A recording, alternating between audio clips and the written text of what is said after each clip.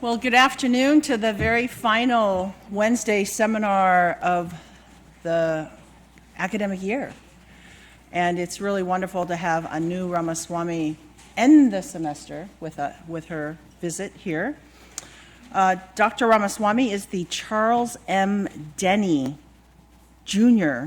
Chair Professor of Science, Technology, and Public Policy at the Humphrey School of Public Affairs. She's also a professor in the Department of Bioproducts and Biosystems Engineering at the University of Minnesota. She has 3 degrees in engineering. She started off her academic career as a chemical engineer with a degree from IIT in India. That's the Indian Institute of Technology.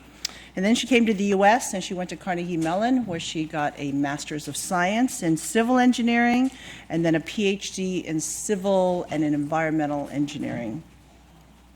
Prior to joining the faculty at University of Minnesota, she was a faculty at the University of Colorado at Denver for many years. She was a professor of civil engineering there. She was also the director of the Center for Sustainable Infrastructure Systems. Anu has held numerous national and international leadership positions. I'm just going to highlight a couple. From 2016 to 2018, she was one of the 2 co-chairs of the Gordon Research Conference on Industrial Ecology. Since 2014, she is a member of the UN International Resource Panel, and we have other faculty here like Edgar and Tom who are a member of that panel as well. She also just recently was the lead author for what I hope to be a very influential NSF report, outlining and articulating a vision for how NSF should invest in funding research on urban sustainability for the next 10 years. Anu has raised an enormous amount of research funds from federal agencies. She was recently the director and lead PI for an NSF PIRE on low-carbon cities in China, India, and the US. She was also the director and lead PI for an NSF IGERT on sustainable urban infrastructure. I got to know Anu in about 2011-ish when we were busy working on the 5th assessment of the IPCC report. We're trying to figure out ways to assess the literature on how you develop carbon footprinting at the urban scale. And so we came across Anu's work quite a bit, and then she became a lead author on that chapter. She's won a number of awards. I just want to highlight one that she won in 2009, which is the AT&T Faculty Fellowship for Industrial Ecology. I can go on and on, but I'm going to just leave it to Anu, and please join me in welcoming Anu Ramaswamy.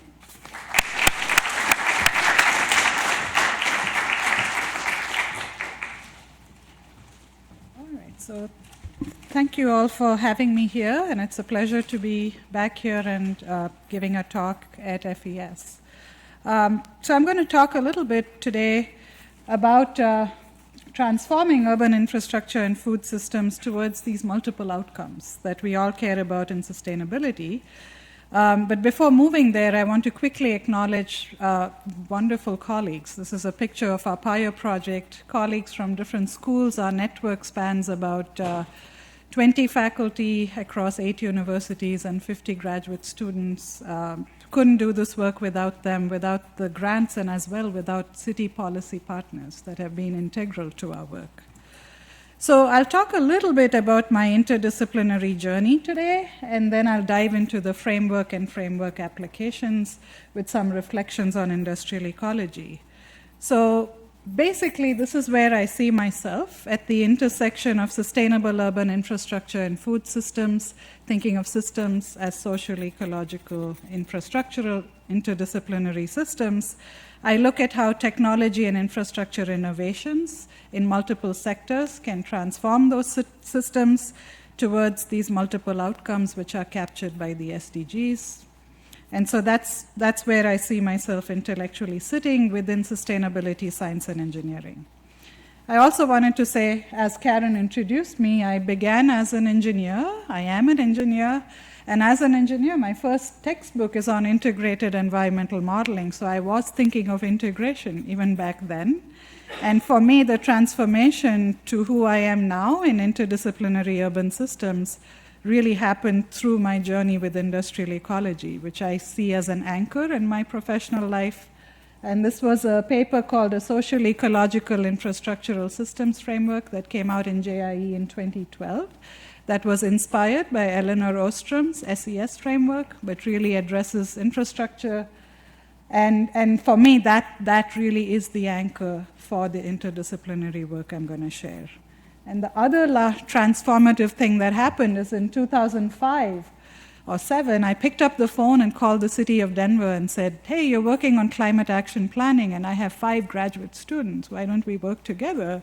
And to my amazement, they said, come on, let's have coffee. I was like, oh, I should call every mayor's office now and just have coffee. And that got me into policy engagement in a way that I, as an engineer, never expected to be. And you'll see this as a continuing thread. And this is exactly what NSF is now calling convergence, deep interdisciplinarity with science action linkages. And so in the first part of my work with Denver, I just wanted to share that we also advanced research.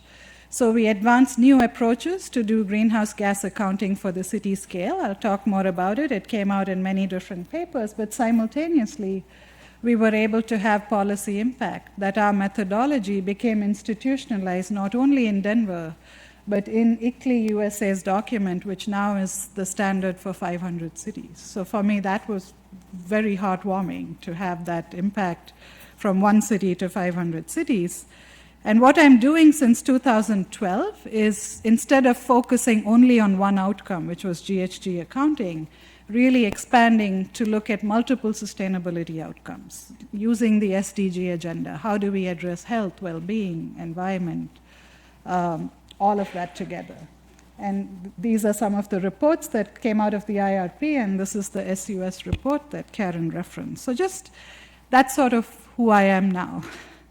And so as background, I'll talk a little bit about the framework, and I'll keep an eye on the time. So why do we need this framework, and what do we mean by sustainable urban systems? The rationale for this framework is that we live on an urban planet, where even though urban areas are only about 3% of your land surface, they're impacting the planet from local to global scales, at scales we've never seen before.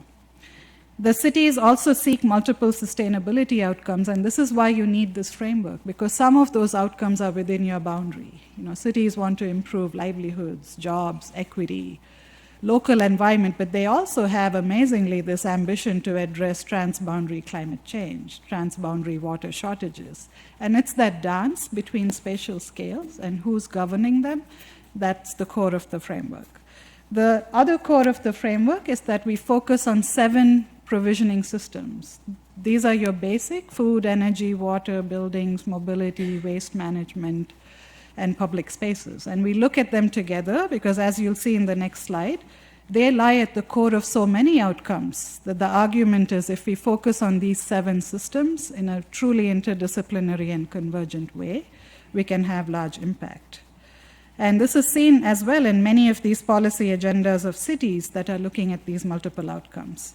So here's why we focus on these 7 sectors. This was a piece that came out in Science articulating, and you'll see the sectors, so energy, water supply, sanitation, transportation, food supply, buildings, and materials, and public spaces. And you can see that they contribute globally a vast majority of greenhouse gas emissions. They're responsible for a vast majority of water withdrawals. And here you can see from the Global Burden of Disease study how much premature mortality worldwide is attributed to these sectors. And so the idea being, if we can look at these sectors, you could solve multiple challenges because they're so connected. The challenge, though, is that urban infrastructure contributes to a lot of these, but it's hard to figure out the urban contribution because of the scale and boundary challenges. And I'll talk about that in just a minute. And so this is the motivation for our framework, and the scale and boundary challenge is shown over here in the social ecological infrastructural systems framework. And the challenge is that we think of cities and you have this very porous boundary. So the first point is that cities have porous boundaries, urban areas have porous boundaries, and all of the human activity in urban areas is being serviced through these very large supply chains. So these are our cross-scale infrastructures that are drawing resources all the way through engineered infrastructures to the natural system. And that's the sort of the methodological basis for community-wide footprints that we develop to inform cities their impact outside the environment, outside their environment. And we also look at social systems in a structured way. So we've partitioned our social actor system into 3 categories of actors, just for simplicity of managing. And those are individual users. These are people, households that are within the city boundary, but we also look at who's providing these services, who's providing your electricity, your food, your water, and those providers usually transcend scale, and they're governed by policy actors who also transcend scale. So this is a way of systematically looking at scale, both in the physical and the social system, and also looking at outcomes, which are not only environment and infrastructure related, but also related to health and pollution, which you can see here. Our health risks are also multiscalar, with indoor air pollution, urban heat island, climate, regional air pollution, and global climate change spanning scales. So that was the basis of the framework. It was very much inspired, as I said, by Ostrom's FES, and we're interested in looking at all these interactions between the biophysical, the social system, motivated by different outcomes. This is the second view of the framework, which I guess when the Science article came out, they wanted to make it look different. It's essentially the same thing, but I think the people-centeredness comes out much more strongly, that people are the center of this. These are the 7 sectors I talked about, and these are the transboundary interactions.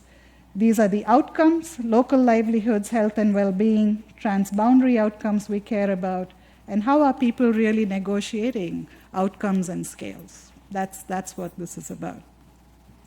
So when we presented this to our city partners, they said, all that's great, but where's equity? You didn't see equity really being called out, and we told them, oh, it's under well-being. Equity is over there. And they said, no, we want you to actually call out equity. And so this is what I mean by frameworks being negotiable objects. They're boundary-spanning objects between you and your partners. So we said, okay, here are our 7 essential sectors. We added the social provisionings. We have human health and well-being as an outcome where we are actually measuring subjective well-being. how people think and also how they feel about their lives. We're looking at environmental impacts, we're looking at economic effects, and these are our outcomes, but we're looking at equity as fairness, inequality and fairness in distribution of both these determinants as well as these outcomes. And we're also including something we call procedural equity. So cities have a number of plans. You know, you make a resilient city, you make an adaptive city, a connected city, an inclusive city. We think of these as systems pathways of how you achieve these outcomes. And you can look at procedural equity in terms of who's actually involved in these plan makings. So this is work in progress. Actually, we're finalizing this. We're getting a lot of input from the communities we work with. So I took a fair amount of time on the framework, but I wanted to explain why. That frameworks I found in these projects are really essential because they are the boundary spanning objects. Each arrow in those frameworks was negotiated by a group of people, what those words mean. And in addition to the framework, you also need boundary spanning people who are leaders or integrators that can bring skills and methods to enable team science, which is something the National Academies has published about. And these convergent skills that enable co-production of ideas, knowledge, and solutions among researcher and practitioner communities, I think that's the combination here, interdisciplinary practitioner engagement. And these skills we think are learnable and teachable. I know that I've learned them along the way. So what I thought I would do today is talk about applying the framework in individual cities for about 15 minutes or so, informing the food systems, with particular application to Delhi, India, but I'll also talk about some work we're doing in Minneapolis. And then if we have time, I'll talk about applying the framework to look at all cities in China. So look at the collective impact and then share some reflections. So I wanted to share this just to give you an idea of what are the methods that go into this. So we're exploring the food, energy, water nexus from an urban systems perspective in Delhi, India. And the first thing is to know context. There's a lot of inequalities. 20% lack sufficient calories. We'll talk more about this. 25% lack water from a treated source. 10% lack clean cooking fuels. And with this backdrop, we said, how can we make those linkages? So I'll focus my work on the methods. The methods are advanced in each of these arrows here. How do we link these sectors to greenhouse gas emissions, to pollution, to health and well-being, and to ecosystem services? And how do we bring that all together? So that's sort of the story that's going to be laid out. And the first part, I'll focus on the environmental dimensions and explain what a footprint is. I think you already saw it in the larger framework. We look at all the materials and energy that are crossing a city boundary or an urban boundary, and we look at the life cycle of providing these materials and energy flows. And when you do that, you get this community-wide transboundary footprints.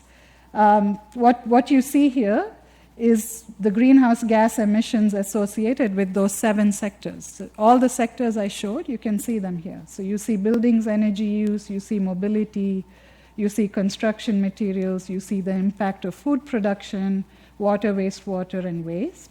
And you'll see these hatched areas are greenhouse gas emissions coming from outside the boundary to provide these provisionings to people within the city. And you can see that they're significant, and they were previously not being addressed. And what's really, to me, very, very heartwarming is that cities have taken to this approach of looking at emissions coming from the production for the provisionings they need within their boundary. So this looks at all the sectors together. We then zoomed in on Delhi, and we said, how can we do a deep dive to look at the food, energy, water nexus? And here you see, this is your city boundary. We know that people demand food, so they need food to be used in homes, businesses, and industries. There's water use, there's energy use, there's in-boundary water production, food production, and energy production, but we know it's very little. It can't sustain the whole urban area. And so we start looking at the transboundary flows of energy, food, and water.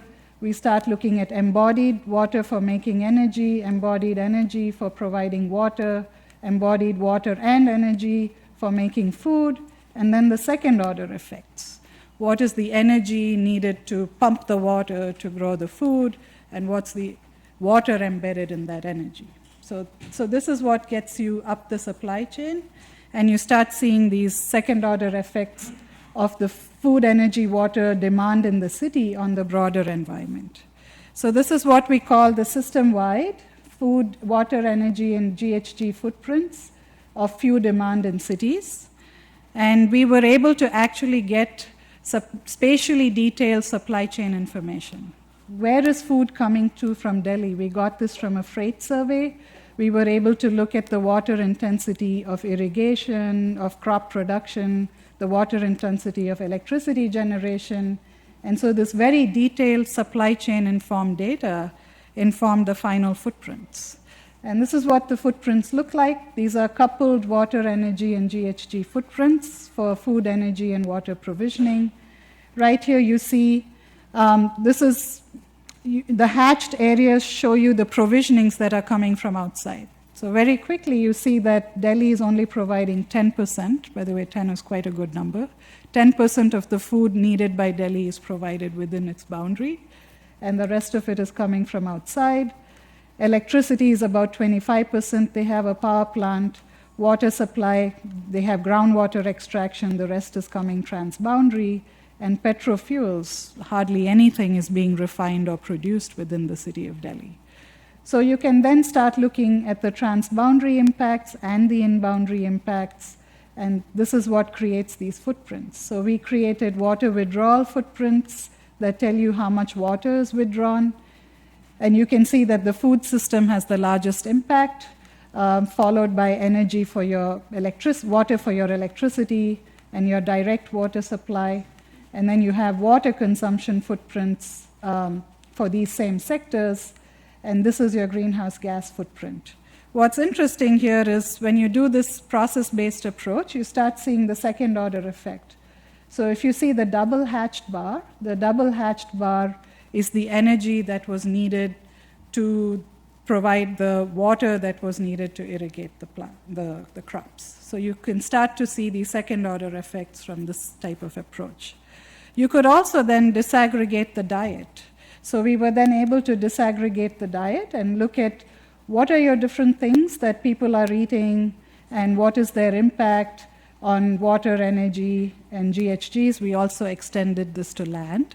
And once you do this, you can start doing many types of scenarios. So these are the policy scenarios that can allow a city or a community to say, okay, if I did these interventions, what would be the impacts on the environment and on other outcomes? So this, the scenarios we looked at are as follows. So we said, what would be the change in greenhouse gas emissions, water consumption, and land footprints if the bottom 50% of people in Delhi consumed at the median diet, which meets WHO standards? What would happen if we actually had various diet changes that are more sustainable, and we can talk about them some more? What would happen if we double urban agriculture? A lot of interest in urban agriculture, but what would happen? What would the impacts be? What if we did vertical farming? So this is how you can start looking at new technologies within the scenario.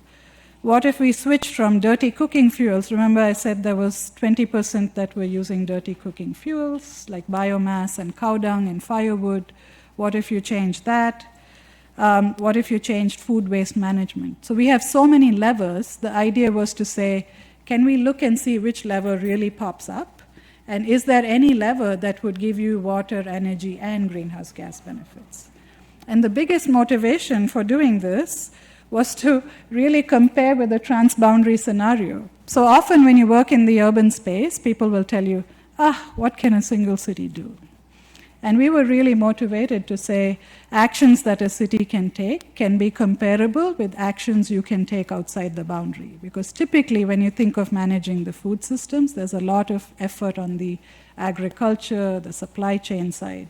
And here we're saying the city at the consumption end or the use end actually can have impacts that, let's see if they're comparable. So we had a reference scenario. And the reference scenario was reducing pre-consumer waste to the level of international best practice. And this is actually huge, because in developing countries, the food waste before it comes to the consumer is very, very high, because it gets destroyed through pests, there's lack of refrigeration.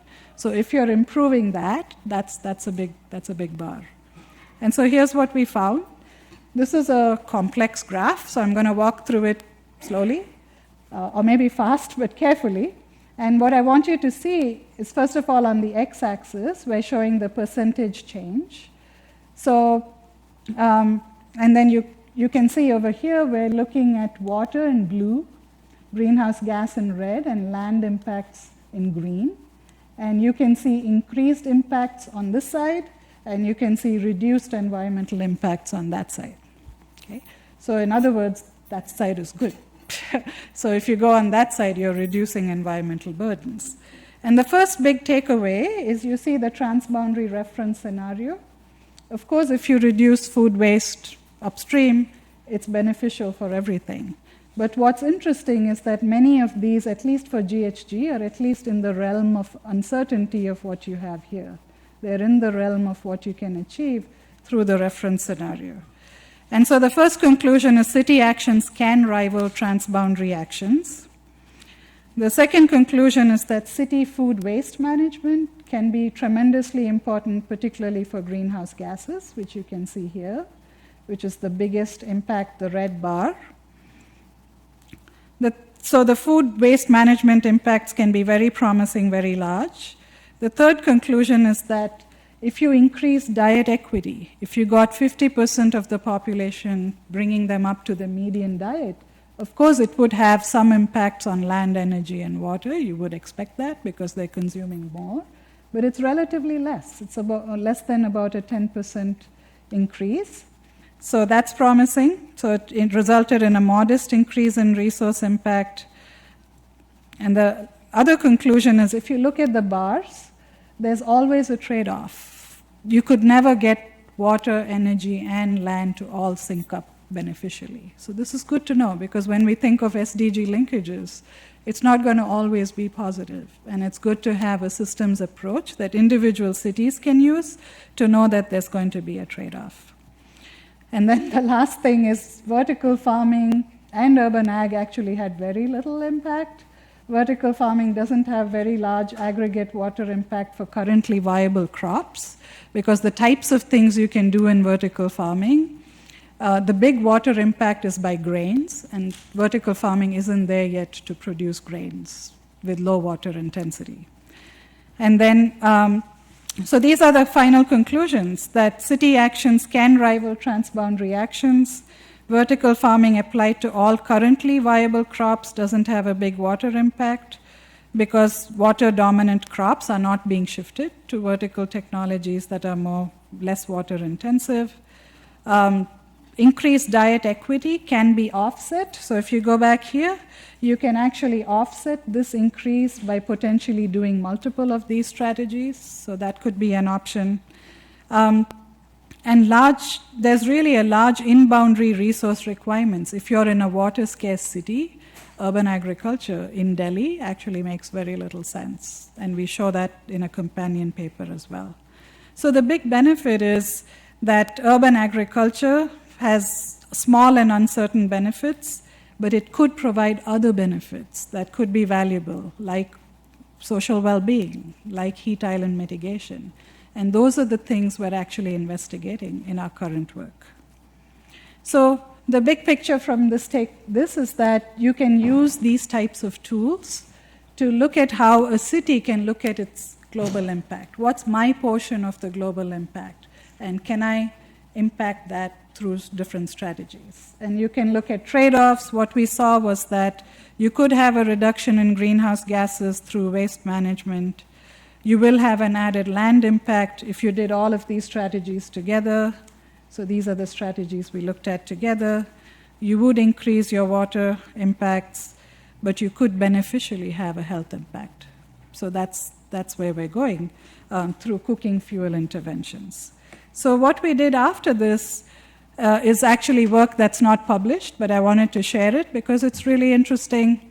we started going in the health direction and said, let's do more on this linkage between food systems, actually all of our infrastructure systems, and health.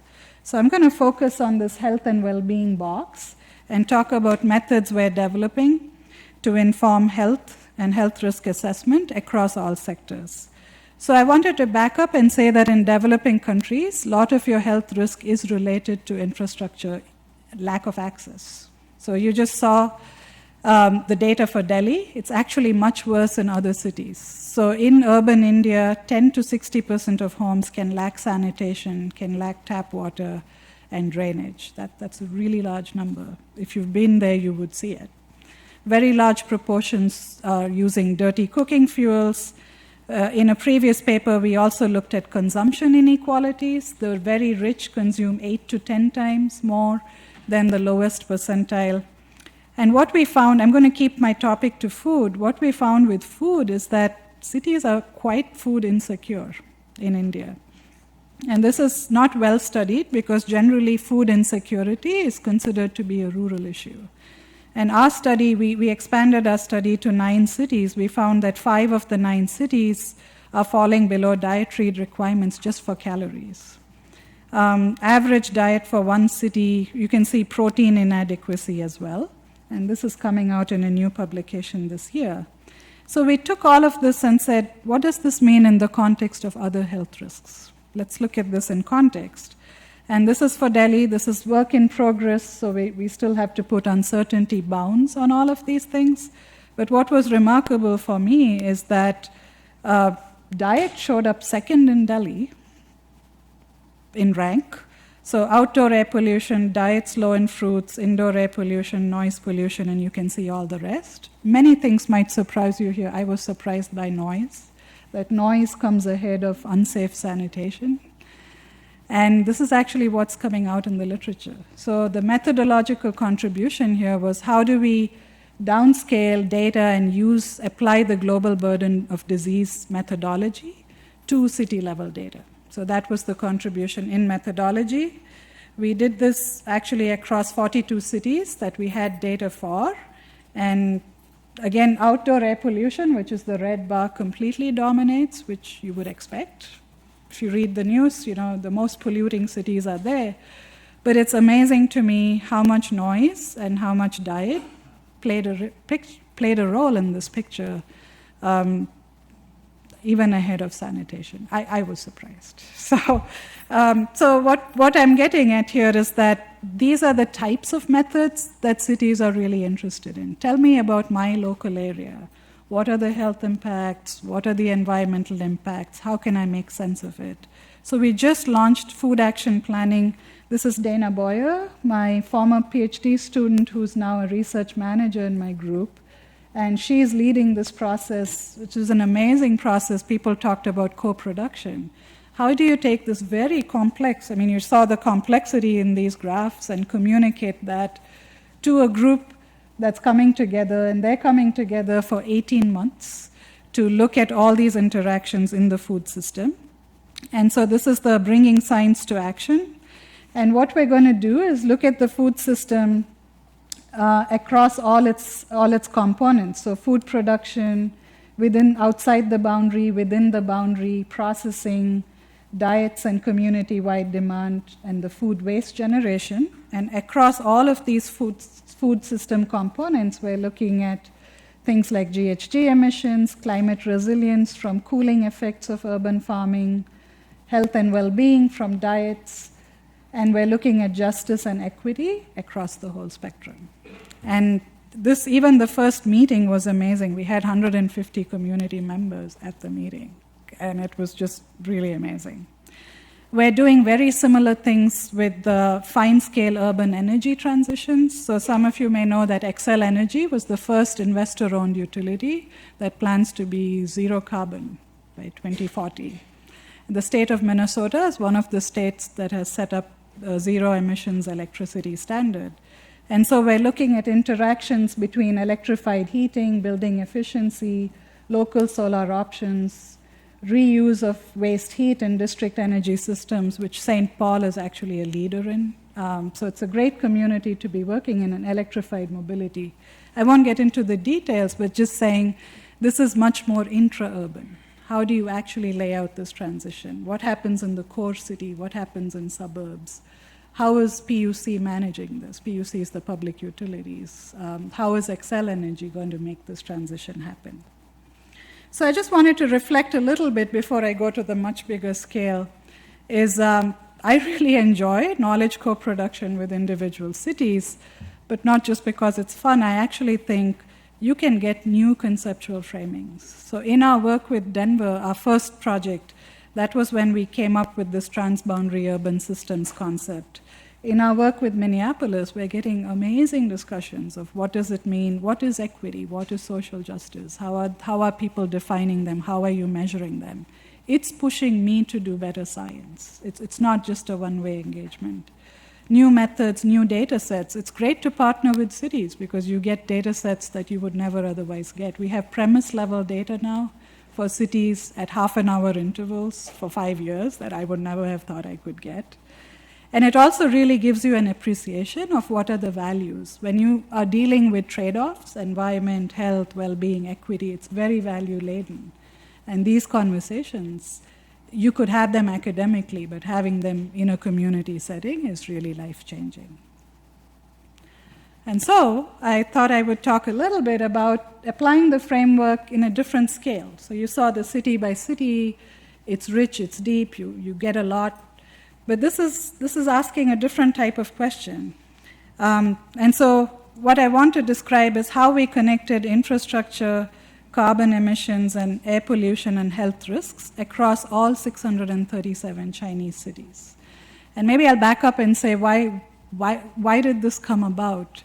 It partly came about because I have a colleague who keeps telling me, oh, what does it matter if urban areas can't do anything? And at some point I got really, really agitated. So, well, let's do this. Let's find out if there are uniquely urban strategies. Because his claim was national government can do anything. They can do building efficiency, they can do other types of things. What is the policy that urban areas uniquely can do? So this was inspired by that question. So we said to get to that, we first have to figure out methods to look at the emissions from several cities. So Kang Kang Tong and a team of researchers actually did a bottom-up, top-down combination of what are the energy use and emissions associated with all of the cities. And then Kang Kang Tong and colleagues, Shilei, Shuzhou Wang, and others, we collaborated to look at how urban district energy and industrial energy heat can be exchanged, and can we develop an algorithm to make it an algorithm that can be extended to all cities. And then we worked with Marion Chertow, Ted Russell. So Marion then came and added material exchange between cement and steel and district energy systems in China, which are actually burning very polluting fuels and causing local air pollution. And that ended up coming out in Nature Climate Change. So I wanted to share this both to share how scales can be different, the questions can be different, but also how a big team science project actually comes together in different ways. So fundamentally, this is another illustration of methodology. We're looking at scale linkages. So within the city boundary, what are these interactions? And then we say, well, but our electricity comes from outside. How can we clarify electricity coming from this larger grid? And then how do we look at environmentally extended input-output analysis in terms of material exchanges across the whole economy? And how does air pollution fit in?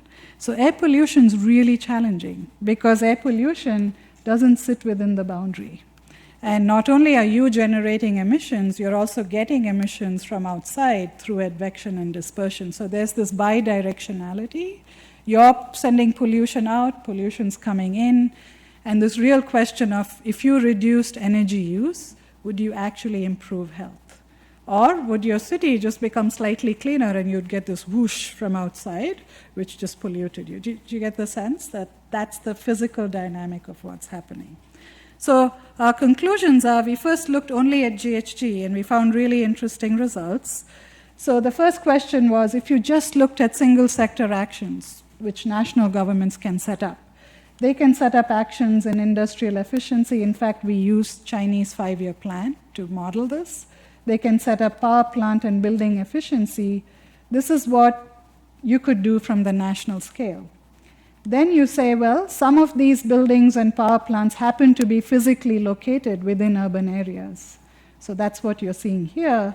And then in orange, you're seeing this very unique co-location-enabled cross-sector strategies. You couldn't exchange heat from industry to district energy unless you were co-located.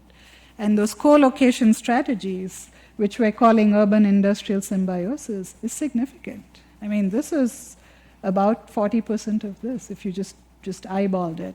And so what we're saying here, and you had unused waste heat that you could potentially use to heat and cool buildings in the future.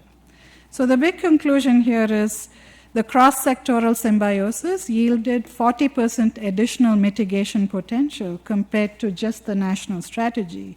And this is a big deal. It's huge, it's significant and unquantified, because most national mitigation pathways don't look at your potential to exchange waste heat from a cement plant or waste materials and put them in there. And we also looked at how co-location can enable this. It can be a pathway to a long-term low-carbon future along with electrification pathways, and it could be very relevant. The other piece is, you could talk about GHGs and GHGs and GHGs, but people are really concerned about health and air pollution. And what we showed here is, for each of those cities, you could individually show what is the health benefit. So we calculated the air pollution and health benefit of these strategies across different cities, and you find very interesting results. Overall, it's great news. Those strategies could save 45,000 premature deaths annually. But what's also interesting is that whenever you reduced carbon emissions, you would not automatically reduce health risk because of this transboundary whiff coming in. And that's significant. And you can see in which cities they were synergistic, and in which cities you reduced carbon, but you actually didn't get the health benefit because your surrounding areas are still polluting. Does that make physical sense? And so I just wanted to share these to say that these are the types of methods I come from. They're rooted in material energy flows. They still go into environmental engineering. You know, my integrated modeling book was about integrating air pollution, water pollution, groundwater pollution. But we're putting it in different applications at different scales. So I just wanted to end by saying our network is allowing us to do some really additional interesting work that I would never have done myself. So this is work on subjective well-being that I'm doing with a colleague, Yingling Fan. And I think we're one of the first groups that's measuring how infrastructure affects subjective well-being, looking at both cognitive, how you think about your life, it's called the Cantrell score, as well as emotional well-being. You know, are you frustrated? Are you happy? You know, and the sum of these is called net affect. And this is something economists are saying, that measures of well-being are as important as health and economic measures. And in the US, Yingling Fan is my colleague, we're doing this using a smartphone. So you could actually measure well-being dynamically. We're doing it in the food system. When people garden, we have interesting results, which is too much for this presentation. But in the end, we're saying, so what if you're happy? Well, you're happy, so what do you do about it? And that's the last piece, which we're trying to close the loop. Does it make you do anything different? So does environment, health, and well-being actually influence your action? And we have this multi-scale, multi-author sort of framework to go address that. But I think this question is really important because not all changes are going to be regulatory. And so it's good to think about which are the things that you have to regulate, which are the things you might get by better design, where you're addressing people's well-being because they're willing to pay for that, and which are the things that might happen through the market, because the market knows how to market these things. So this is just one piece, but I wanted to put that and say that that's how I've seen my own work evolving within industrial ecology, and maybe this is a general trend as well. When I started out, I was looking at products and processes, but now I'm looking at systems and their interactions. I'm evaluating these systems in a place-based context and across scales. You could do them, as you saw, at multiple scales. From resource and environmental impact potential, which is what we get the potentials. I think there's really exciting new methods of connecting these with health risks, health outcomes, where people are experiencing the pollution. Subjective well-being, connecting it to equity. I think Narasimha and I were speaking, his work connects to equity. Julian Marshall and Jason Hill had a recent paper in PNAS where they're linking food system with equity in air pollution exposure. So these are really exciting new methods to grow where I came from, and I think where the field might be going. I'm very partial to social actor studies because that's where people change things, and if we really want to know what motivates them. And I'm super partial about convergence. I think the co-production is exciting to me personally, but I think it has made me a better scientist. And so the convergent science, I think, is the way to go. Thank you.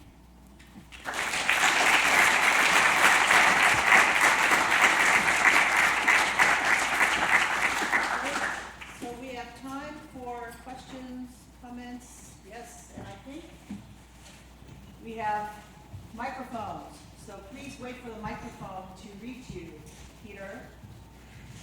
Oh no, that's a long walk. And if others have questions, we can take a couple at once, or we can start with just Peter. Hi, Annie. Thanks very much for your talk. Great to hear the breadth of work that you're involved in. I have just a quick, specific question on the industrial-urban symbiosis. I think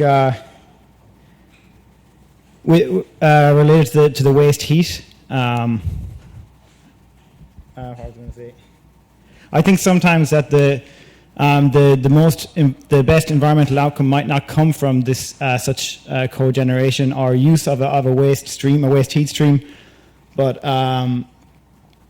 the fact that if you go from a case where the waste heat isn't being used to where it is being used, you can make an improvement, but it might actually lock in the case where you're using, say, dirty power generation or dirty building material production such as cement, whereas there could be an alternative of satisfying the end needs that they're producing, the energy or building materials, that might actually be even better than just making use of that waste stream, whatever it is. And I'm just wondering what how you might think about that. Yeah, I would agree with you. I think there's always that tension, right? Do you reduce demand or shape a new type of technology? But I wanted to respond with two things. One is that this is using low-grade waste heat. So this is low-grade waste heat that you can't, it's not steam or hot water. It's low-grade waste heat that has almost very little other applications. And so when you see industrialization happening, it's going to happen in Africa, it's going to happen in Asia, there's going to be industries. It's a use of that low-grade waste heat in co-located buildings. That's just a quick win and a synergy. It may be that you can reduce all of that and we can transition off of fossil fuels, and that's what I was saying. How does this play into deep decarbonization pathways would be an interesting question. So I agree with you, but I'm just saying, I just wanted to clarify that it's low-grade waste heat. You could do many other things with steam and hot water, but this low-grade waste heat will probably come from almost any industrial process. No, thanks. It's really fascinating and interesting, especially with regards to the kinds of data you must have had to use to arrive at this decompositions of impacts. I'm just wondering, when you think forward, the evolution in the future and the dynamics in terms of change, the composition of those impacts might be different because the infrastructure needs from different sectors are different. And how easy is it, to move in that direction in your work? Well, collaborations would be great, but I think you're exactly right. All of these were static pictures, and the transitions work that we're doing now, the static pictures are important to get the methods. I mean, it surprises me, I didn't show you other methods. If you look at heat island benefits, how do you actually model them and understand them? what surprised me is just how much science methodological gaps there were in assessing these impacts. So I think once you have the methods, you could apply them with changing resources and changing mixes and so forth. But having those methods was the effort here. In terms of scenarios, I mean, I think collaborations on what are the scenarios being modeled at the international level and how do you make them relevant to the urban scale would be really interesting, and being consistent. I think there's also a possibility to have, when you look at ideas coming out of urban, these discussions, you have very many interesting ideas that you would never have thought of either.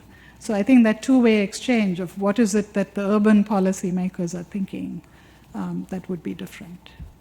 But I think what you're saying is, this is the next step for us, is how do you take it into the future?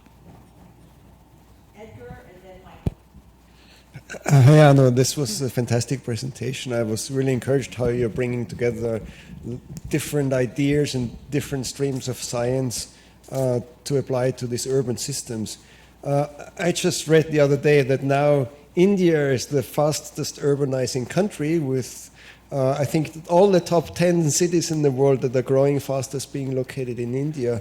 And what we often see with this, there's a haphazardous urbanization. I don't know about India, but we see that in other contexts. How can the government gain the capabilities of governance to actually implement some of those solutions that you are suggesting? Right.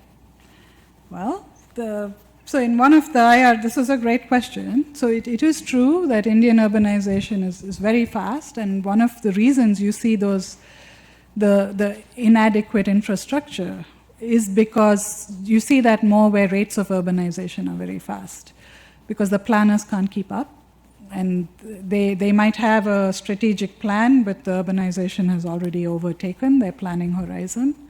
So one or two, I'm not a planner, but one or two suggestions might be to look at the success cases. So Ahmedabad is often represented as a success case, that it got ahead of it, what were the governance practices, and see if you could replicate that. Another one that I'm not sure would actually work is looking at national urban systems. So they're planning this Delhi-Mumbai corridor. Can they do corridor planning, thinking of distributing the economic activity in cities? Right now, all sorts of economic activity is happening in cities in a haphazard way. So there's some theories, I think the World Bank has some ideas, that you can have higher level manufacturing in megacities, but have less advanced manufacturing in satellite cities. So there could be some thinking around that. There's also, there's the chaos theory, right? That somehow out of this chaos, something will come that's not chaotic. I don't know the answer to that. But there's that too, saying, organically when these neighborhoods grow, they may grow in other ways that are socially sustainable. They may not look, part of why India is so scary when you visit is it just looks chaotic. But behind the chaos, there's actually patterns, and so which work for the people there.